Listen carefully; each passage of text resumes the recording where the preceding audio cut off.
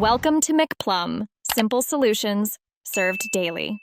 Open Settings and navigate to Network and Internet to start creating a hotspot.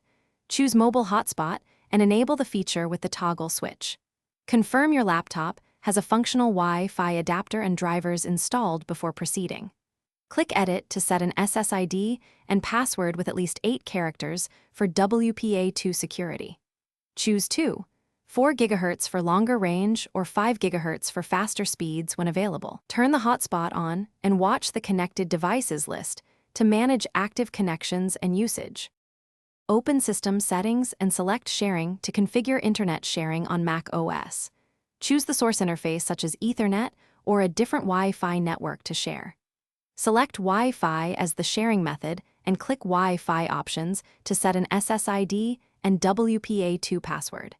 Use an 8-character minimum password and choose a channel suitable for 4 GHz or 5 GHz networks. Enable Internet sharing and confirm the green icon in the sharing panel. Monitor connected clients from the Wi-Fi status menu to manage access and performance. On Linux, use Network Manager or NM Connection Editor to create a hotspot profile easily.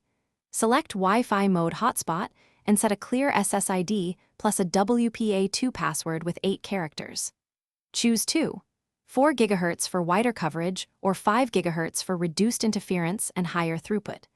Consider limiting connections to around 5 devices to maintain stable performance and conserve battery. Use USB tethering as an alternative when Wi-Fi drivers misbehave or for secure one-to-one sharing.